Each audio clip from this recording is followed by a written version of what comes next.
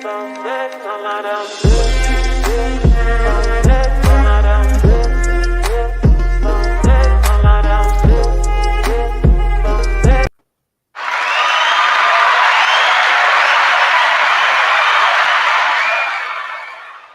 evening and welcome to Pain to Power Leading with Love. And I am Maria, also known as Brown Girl Interrupting. I'm so glad to have you all here with me tonight and watching. And we have a very special treat because today we are going to be talking with a group of women who are filmmakers and creatives. But before we do, I want to share a little bit with you, a lot of the show is about the idea of pain to power. That's what the show is. And my title is Brown Girl Interrupting because so much of who I am is being a woman.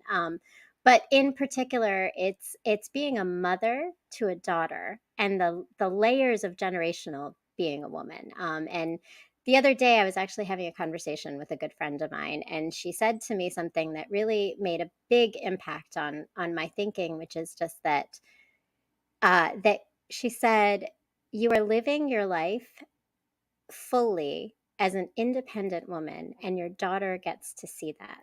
That is so huge. And I thought about that because 5 years ago, if you read my blog and if you follow me, you'll know that that's not what my life was. I was not living like that. And I think the power of living our lives and visibly being openly who we are is part of the pain to power journey for me as a woman. And today I'm so excited to share with you 3 women who have been creating the voices and spaces for other women and other spaces for individuals to recognize the power of storytelling. And so, as you can see, I'm really glad to have you here. We are going to be talking to the creative directorial team of #Make Us Visible, which is a documentary, as you can see, featured on the Queens World Film Festival site. The link is all below here. Please make sure you go and watch the documentary after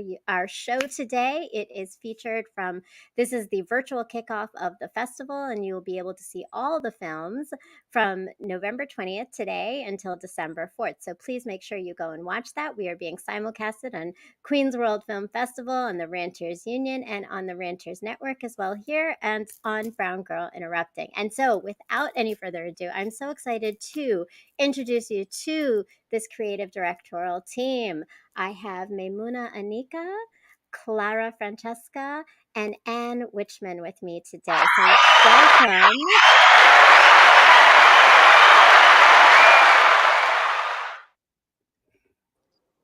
I love the enthusiasm. It is wonderful. Yeah, we're so excited to be here. Thank you very, very much for having us.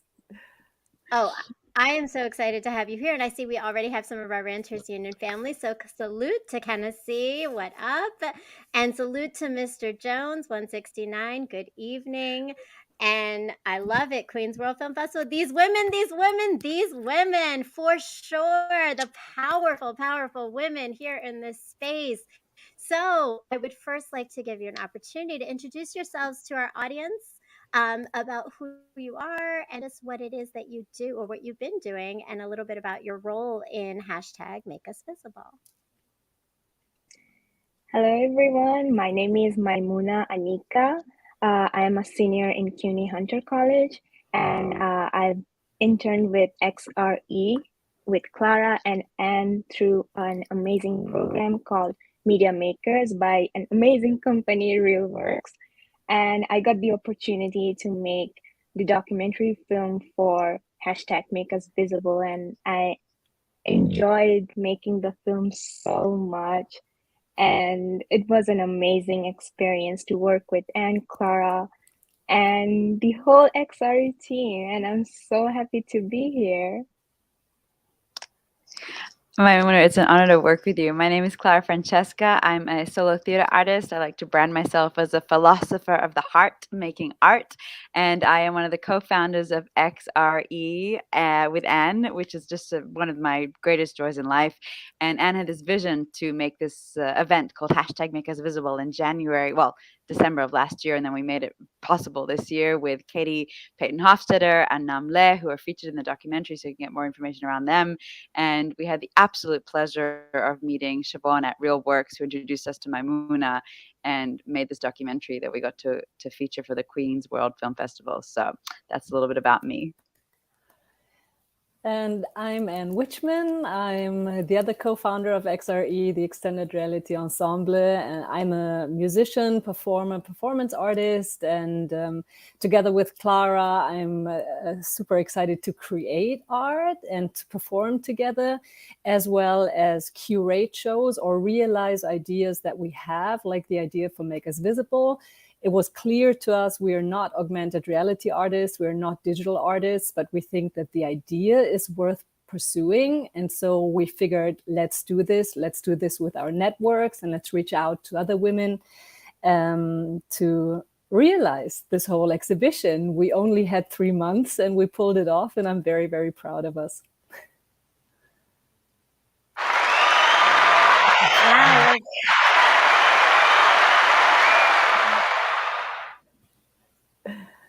Welcome, all of you, and to only have 3 months to pull off all that you did. And we are going to talk more about what that is so impressive. I have to say, just as I've seen in the comments, right, there are some powerful women here with some amazing experiences and backgrounds in film coming together in this beautiful way. So I want to talk a little bit about your film, because it is this documentary is chronicling the project that you started, and as you mentioned, right, that focuses in on augmented reality. And so that is a very new terminology for me, but I would love for you to talk more about just what you mean by that, in terms of the what that is, and then how it came into your film and the project that you have created. Augmented reality basically is a technology that lets you see the world as it is around you, but via your smartphone, you can implement another object or objects into your own reality and enhance and augment your own reality. This is what augmented reality is. You can usually, like best case, you do this with your smartphone. That's all that you need, a smartphone and reception. Why did we think of augmented reality? We were talking about our public landscapes and our cityscapes and all the physical sculptures that we're surrounded with, which are more than 90% male and also made by male creators most of the time. And we thought, okay, how can we create a new balance and actually place sculptures of non-male identifying people into our public cityscape with no funding at all, and with a very limited amount of time. We were really passionate about the project, and we figured we would love to do this as soon as is possible, because this change needs to happen as soon as is possible. And augmented reality seemed to be this amazing technology that both parts like fit in together, and so we decided very quickly that augmented reality would be that technology that we would use for this exhibition. I think that's beautiful, because as I was thinking about that idea, right, the augmented reality is a fluid way of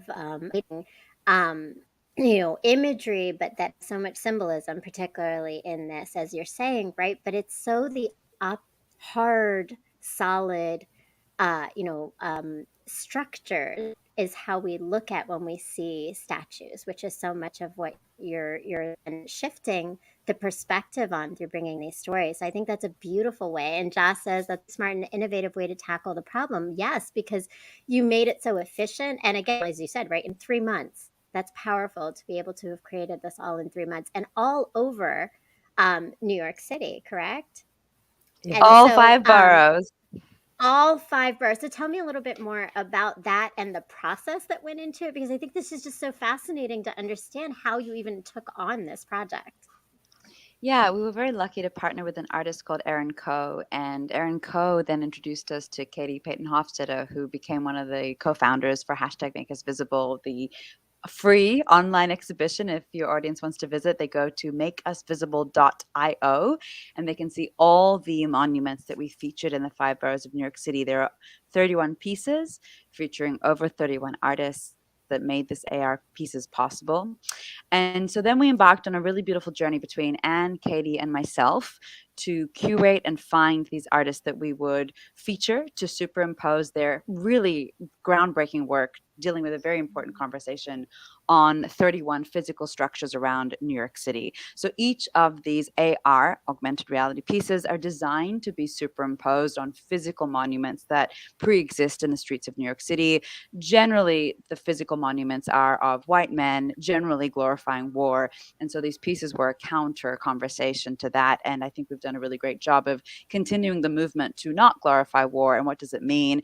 And then the extended conversation is, do we need monuments at all? And what is the impact of these physical monuments on the streets where people live? Alongside that, we got to partner with Nam Lee, who is the founder of Pollinate Art. And Pollinate really made the AR possible to be viewed by the members of the public for free. So we really have to thank them tremendously, alongside partnering with Beautiful Trouble, who we feature in the documentary and explain how they supported us. But the process was really one where Katie, Anne, and myself sat down and got to look at monuments that impact the New York City public in a mainstream level, look at the 5 boroughs and where these main monuments are really featured and where people might be influenced subconsciously by these monuments, and then contact artists that are really groundbreaking in AR and or social justice movements and say, what piece might you like to have your AR work paired with, and embark on a very, really, really lovely but long and time consuming process of making sure everyone felt curated and respected. And we're still doing a lot of backlog work, and we have some really exciting future projects. And then we got to meet Maimuna, who helped us document this process. I love that. It's beautiful. And I do see we have some questions already. Kennedy Williams wants to know, how long did it take to shoot and finish the film?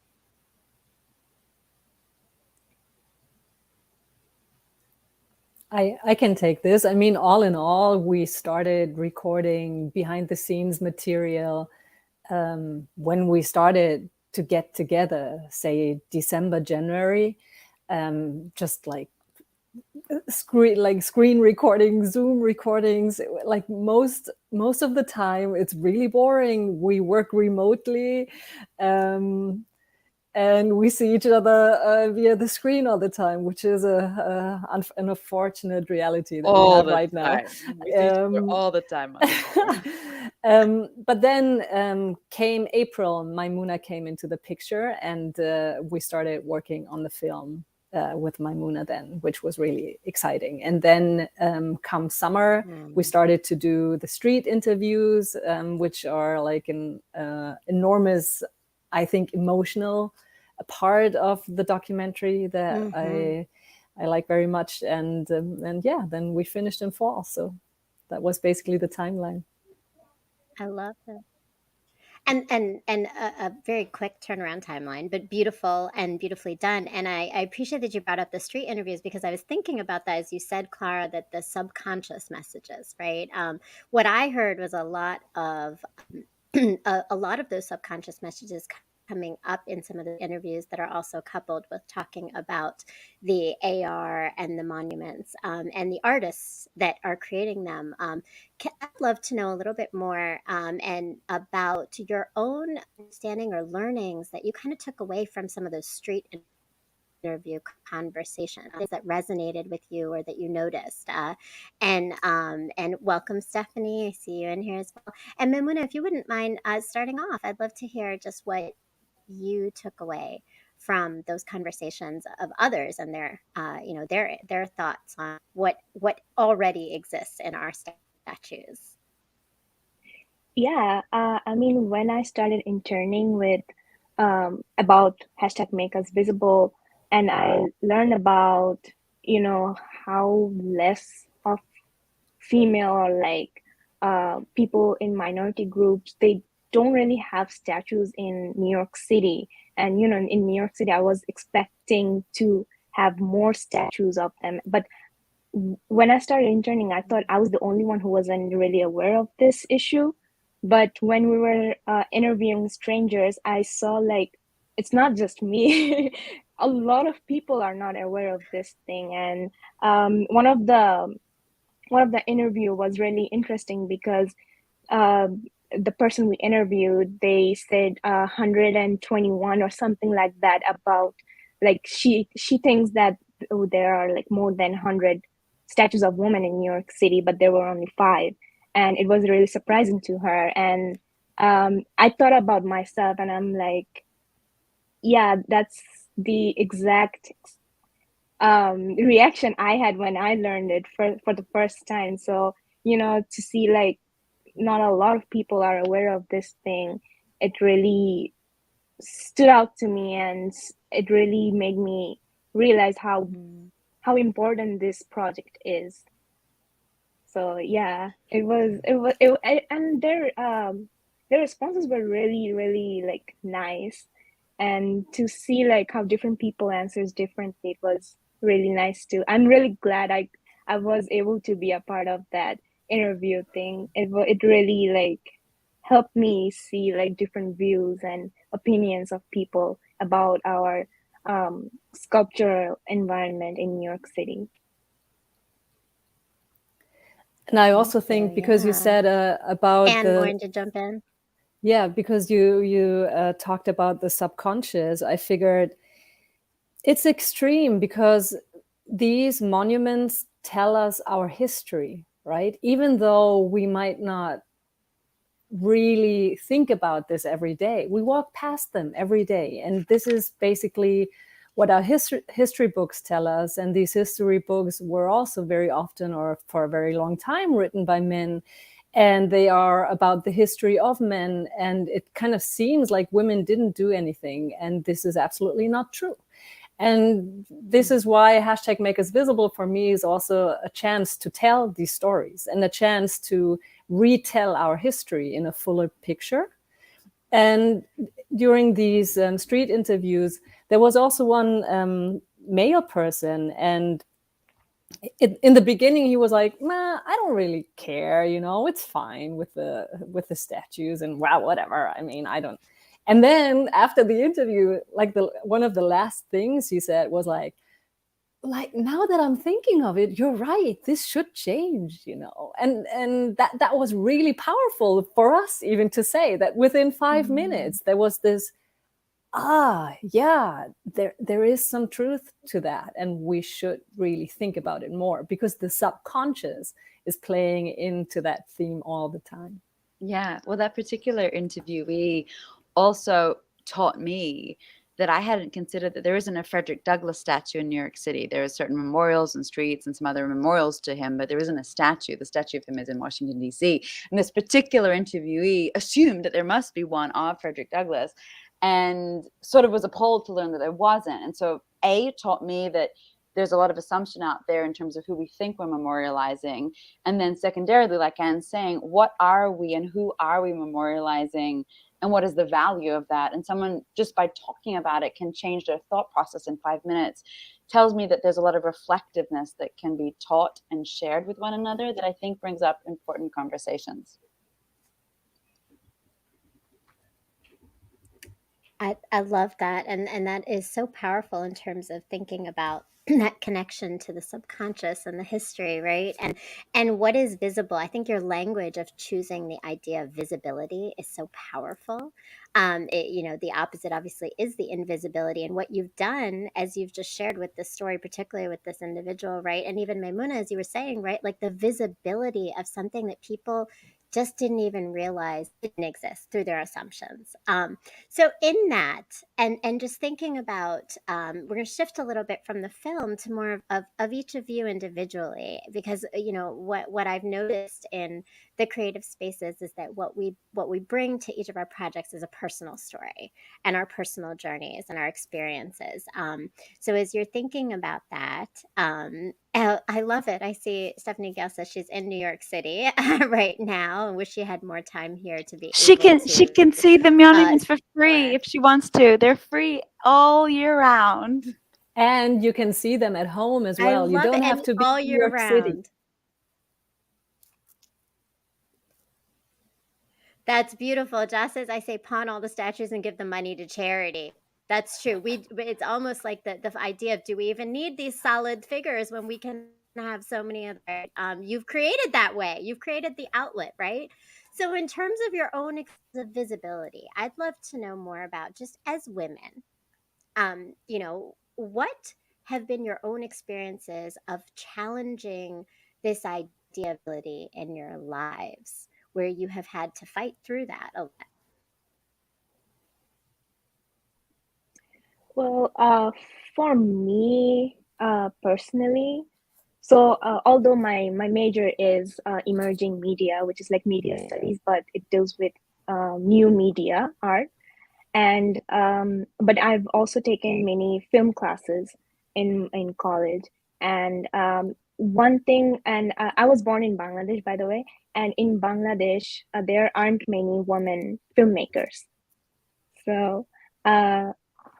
And so that kind of made me think, because I mean, coming from a background where, filmmaking and these are not really celebrated, or these are not really thought as a career, especially for a woman. So it always made me question, like, am I going in the right path? Like, should I really be a filmmaker? Stuff like that. So it always, even today, it makes me question, like, am I doing the right thing? You know? So I really do wanna be, if I can, be a filmmaker in the future. And I'm not sure, like, what kind of filmmaker. I'm not sure, like, where I want to be. Do I want to stay here? Do I want to make films back in my country? I still don't know those answers, but I do want to show people that gender doesn't really matter in terms of, like, what you do, and like, where you go. So, and thank you. Yes, I am visible. And yeah, and if I ever get the chance, I would love to go back to my country and make a film, and really, like, say that, like, there are women filmmakers, but they are not very visible in my country specifically. So, Mm. like, just have, like, a way to like represent women in filmmaking. So that's kind of like my personal visible story of being still a student, Mm. but also a filmmaker. And I see Maymuna, Queen's World Film Festival, Maynuna, we see you. You are visible. And I have to say, from what I've just heard Clara and Anne say, you are definitely a filmmaker, and you are very much pioneering this process. I have to give a shout out also to Bangladesh. My mother is from Bangladesh, so we are sisters in that way as well, Maymuna. Yes, and and Clara, tell me a little bit about your experience in terms of this idea of visibility. This is a deep question. I thank you for bringing it up. I don't know if I can say anything profound in the next 5 minutes, but I'll try. I'll speak out loud and hopefully it'll make some sense. I'm Italian Australian. In many ways, I feel very visible. In many ways, I feel not very visible. I moved and immigrated to America as an artist. I was invited to come here and work with a conservatory for Japanese American physical theater and dance. And in many ways, I feel very privileged about that and very lucky that I had this opportunity, and I've continued to stay here and work.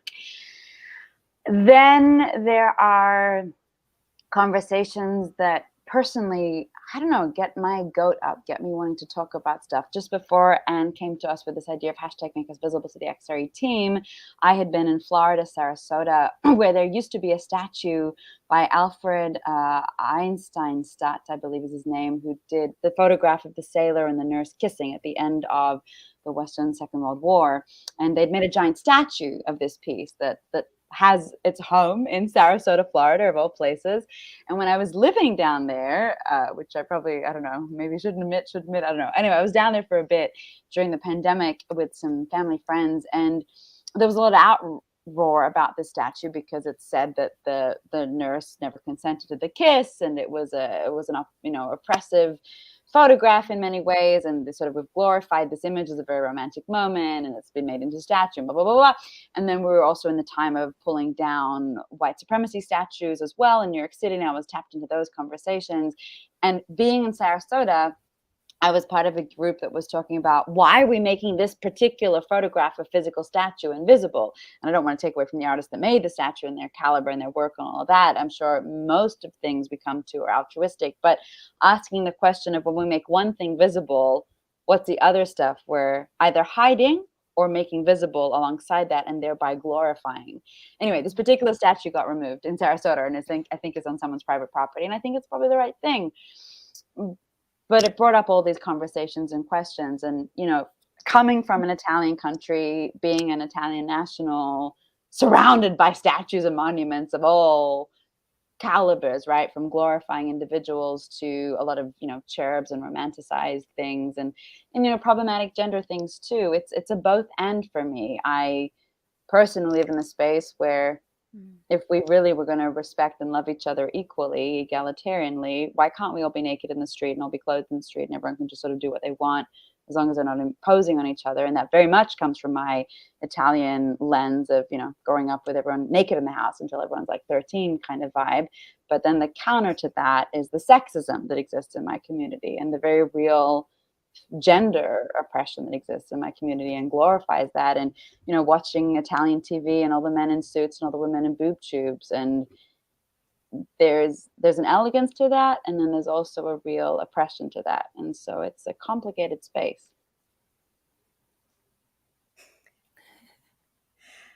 So thank you. Joss says we can't do that in the USA. We're not ready. and maybe not all of that, but what you did say, which I love, is you talked about the idea of both ends, right? The complexity, I think, right, is that nothing is one way and one way to see it.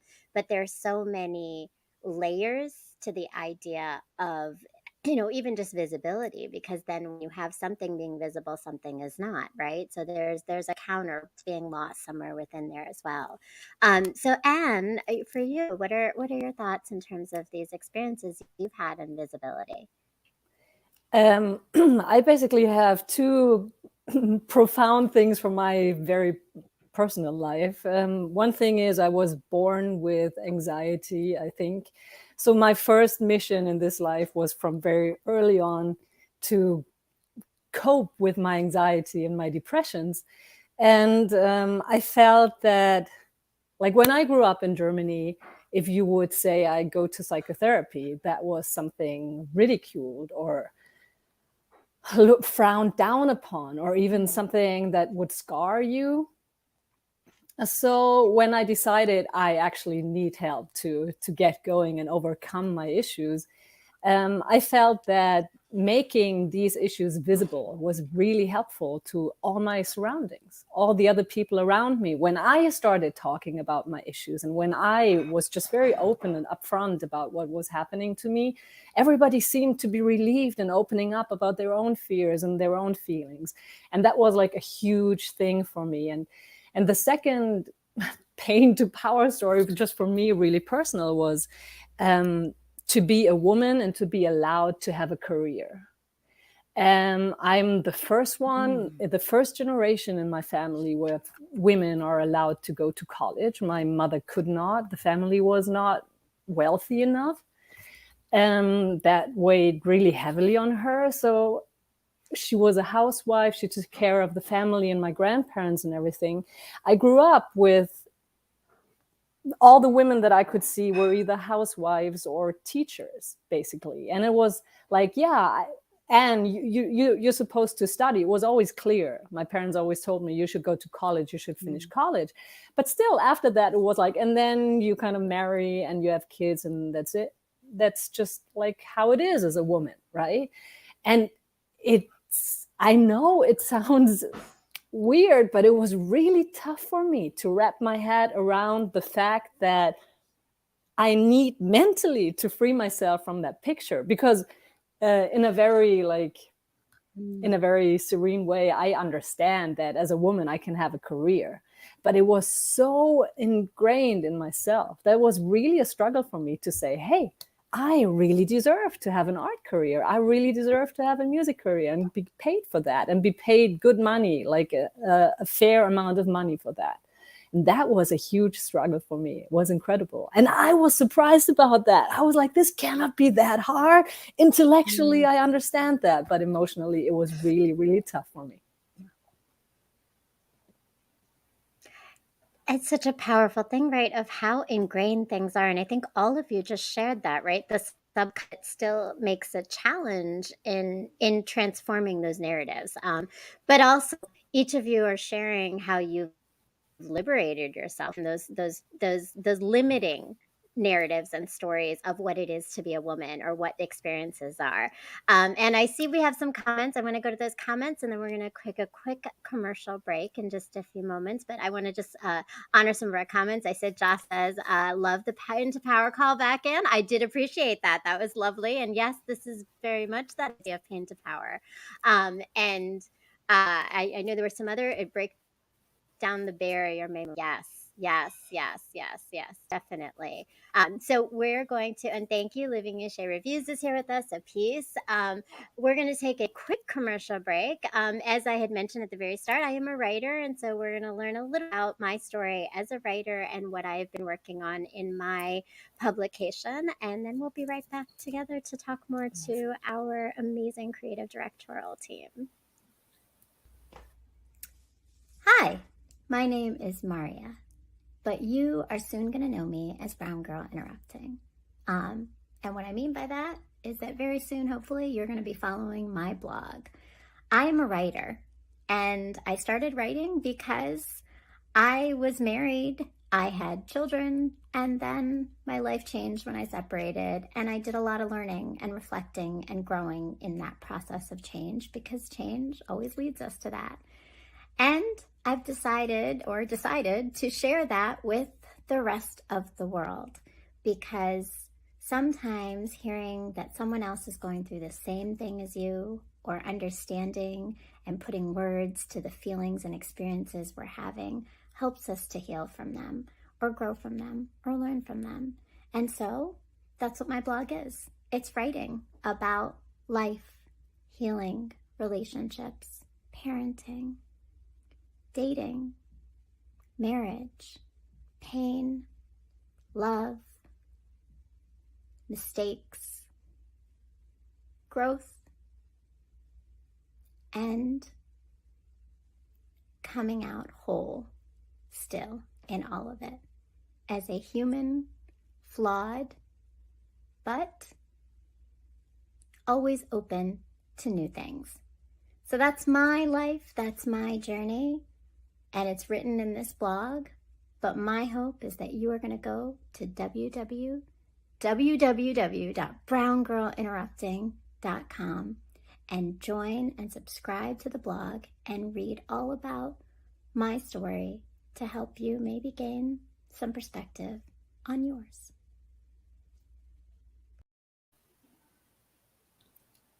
Thank you so much. And yes, please go check out my blog. And ladies, I'd love to check it out. It is called Brown Girl Interrupt, and it is my story of what I was fighting for, a visibility of just the healing process and the transparency of what it is to make it through challenges, which we all have. And it was the birth of this started with my writing. So please, everybody who is here in our audience, and go check it out at www.browngirlinterrupting.com.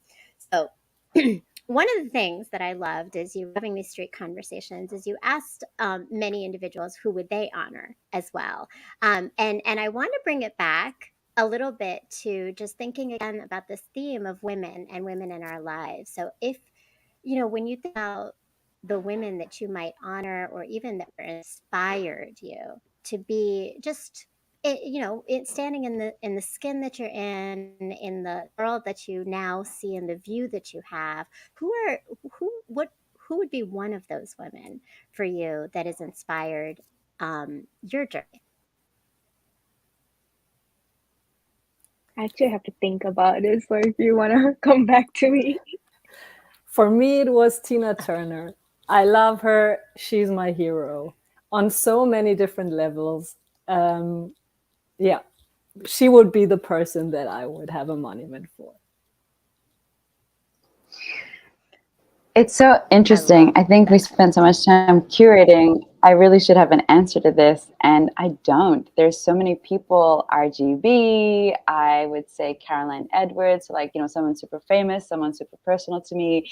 Kate Burridge, a linguist that I was taught by, who blew my mind in terms of, she's a linguist at Monash University, where I went to university. I didn't do linguistics, but I had this pipe dream that maybe I would one day.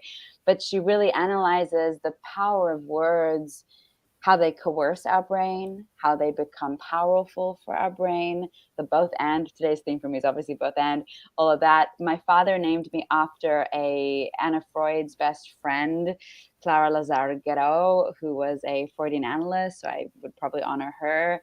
But then also,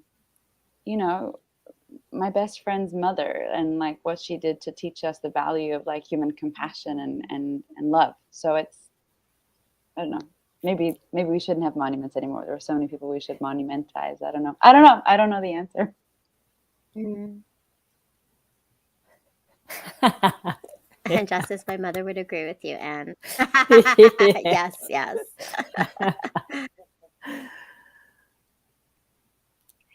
Yeah, I agree with Clara too. It's just we have so many people that we to honor and that we look up to, that it's hard to, like pick just one. So yeah, I also don't have specific one. I mean, there are so many like amazing writers that I follow, filmmakers, and like there are so many people, actresses. I like there are amazing people out there, and it's just so hard to pick one. So yeah, I don't have one. Oh, I just had this Yeah, idea. Sorry, I was like, Jane Fonda. Jane Fonda did some really hardcore activism, like at a time where like her demographic wasn't allowed to. I just want to like call that in. I'm just like, yeah. I love that. Shout out to Jay Fonda. And for all of you, like I think yes, like it really is these instrumental people who have done huge things, and we know them really well, whether it's through the entertainment and their boldness, right? Or it's their contribution to civil rights and social justice, or just personal people in our lives, right? There are so many women that inspire. I love, because I actually watched the film with my 6-year-old daughter, as I talked about, and she was very interested. She did her span is not wasn't the full amount, I'm honest, but she definitely was very interested. And one thing that caught her, I think, was there was one statue that was of a scientist, and we started talking about this idea of a scientist, because I think sometimes that's what it is visibility is truly the idea that you're bringing to light something that others didn't even consider before.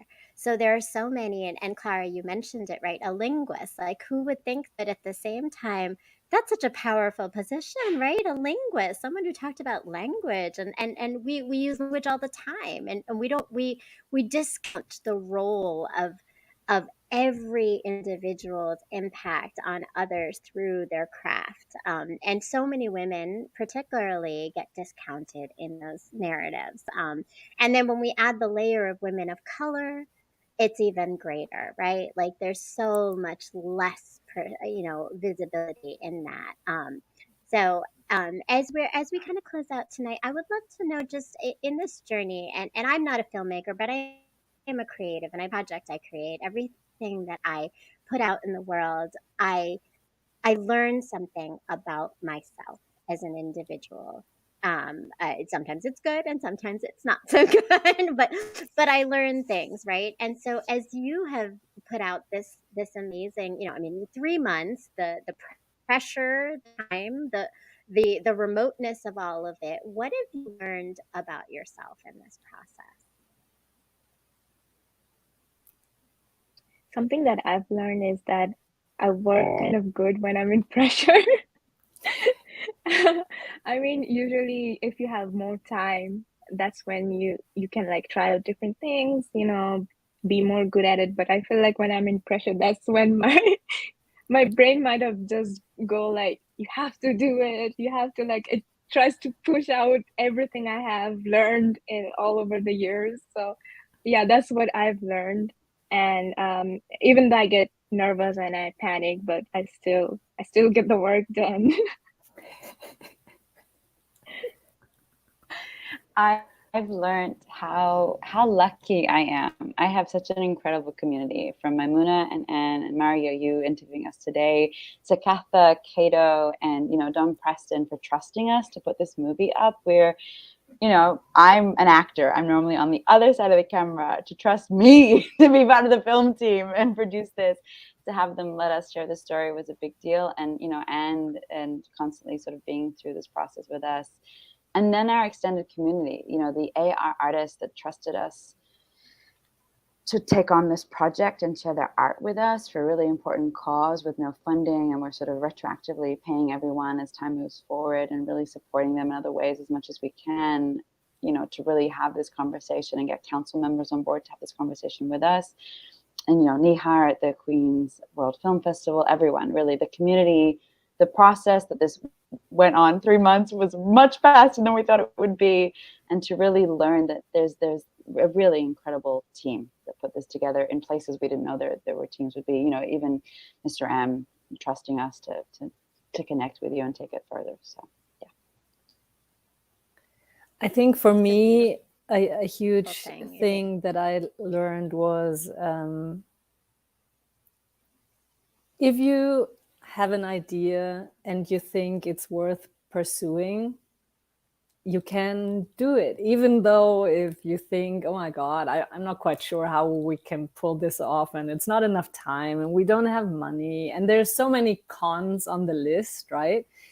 The pros are, I don't know, it felt really like Clara and I, we believed in that, and against all odds, everything just happened because we went step by step, and we lucked out probably to get introduced to the right people. And I'm really, really grateful. And we worked really, really hard. So it was not just something that just came to us. We really, really worked hard, but the work paid off. And that was a really beautiful thing to see for me, that I sometimes felt against all odds, and multitasking is a reality. It's not a myth. And like we had to juggle so many things at the same time. And that was something for me that, yeah, thank you very much. That was inspiring to me as well, because I just felt like, hey, okay, we just go from one next step to the next step. And then in the end, we will end up where we want to end up. And it happened, and it was great. But that's a powerful mindset, right? And I think coupling that with the community, and then recognizing the time constraints are real, but for some we work better in them, right?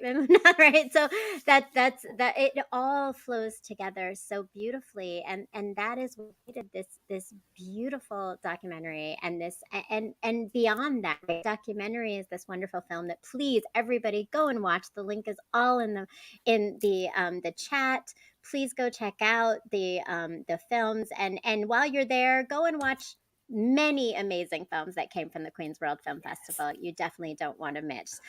And as we have lifted up, you can experience these monuments, that in the AR monuments, for hashtag Make Us Visible, at your home.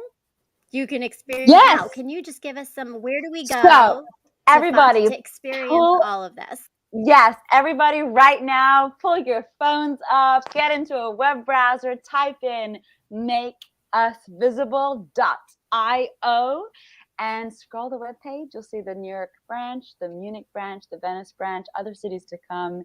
And you sort of search the website, and you'll see a thing that says View in AR. Click on that View in AR. It'll pop up in your Instagram filter, and you can see the artwork. You can see these incredible monuments honoring non-binary people and women. in the comfort of your bedroom. So check them out.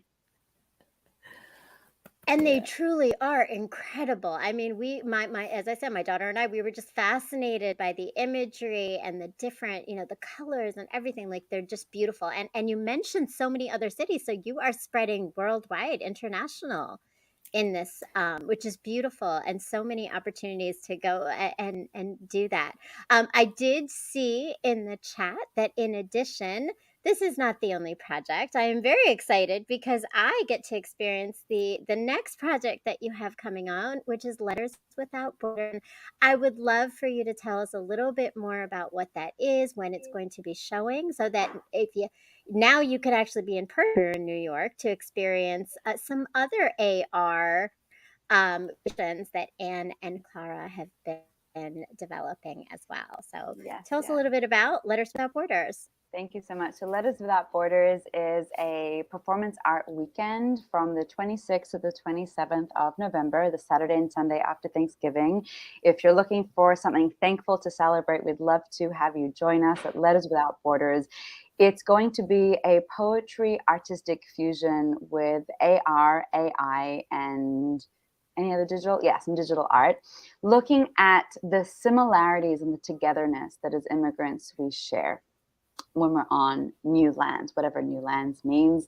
And the letters is a metaphor, either a literal letter that you're sending back to your respective home, or the text messages you send to your loved ones at that respective home, the telepathic messages you send to the loved ones back home. And then our long-term vision is a hologram version of this that Anne had a vision for, of the past, present, and future, right? Sort of the messages we send to those we love, ancestral in the past, present, and future.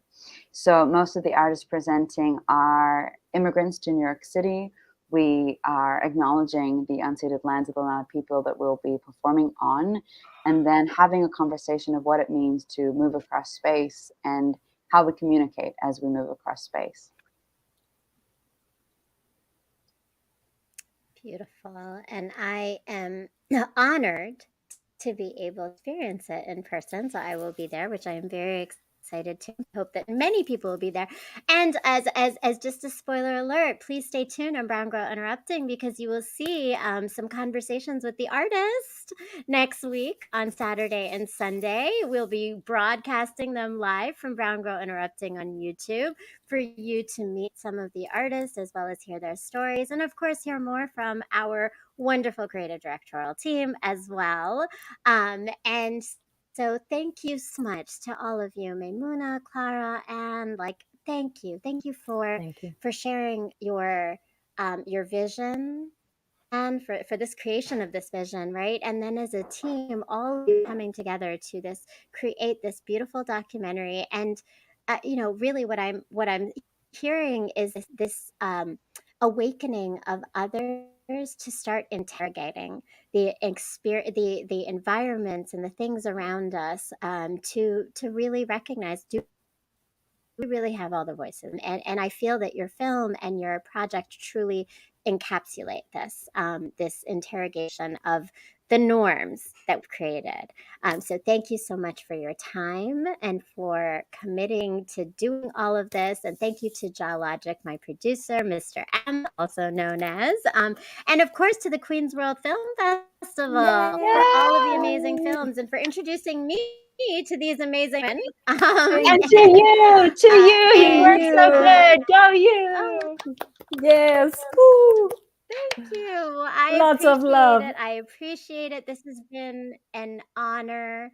I'm sending all that love back. I'm looking forward to sending that love in person in just a few days in New York, which is going to be lovely. And so, with that, we are closing out our show, and I'm so glad that all of our audience, our Ranters family, came and supported some of our other family. I saw our Queen's World Film Festival family came and supported, and so many others. Amanda says, thank you, ladies, and thanks for the beautiful work of art. And thank you, Amanda, for checking in and being here today. And so with that, I am going to say goodnight to everyone. And please make sure that you tune in for our interviews and conversations from Letters Without Borders on Saturday and Sunday, as well as please tune in to Pain to Power next week. I am featuring Tasha Brown, the host of No Hold Backs. And please, ladies, hopefully you'll be able to, I know you'll be exhausted, but if you can't see it then, please watch it. She is amazing and has this full way of talking about vulnerability and honesty and puts people on the hot seat, but I love it. And definitely don't want to miss next Sunday, November 27th at 9 o'clock. Be here with Brown Girl Interrupting on the Ranchers Union and on the iRant Network. And please continue to make sure that you go and watch hashtag Make Us Visible. All the links and information is below. Go check out the exhibit and the all of the monuments that have been created through AR, through all of these amazing artists. Please go follow Maymuna and Clara and Anne, and of course me as well if you haven't done that yet. And if you're in New York, come attend Letters Without Borders. Yay! Thank you again. Have a beautiful night. See you soon.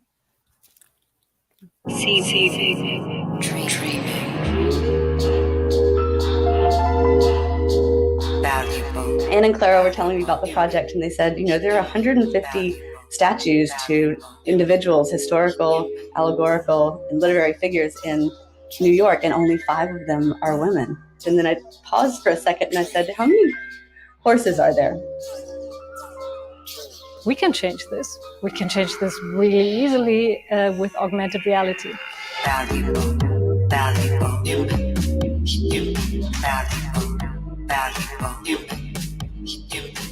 Concern of the permanence of your love robs me of all enjoyment.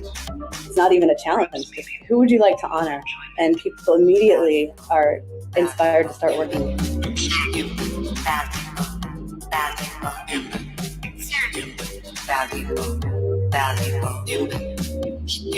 Everybody was excited. Concern of the permanence of your walking around the 5 boroughs and experiencing the AR and feel the power of these pieces was overwhelming. Why are there more horses than women? More horses than women. Hashtag more horses than women.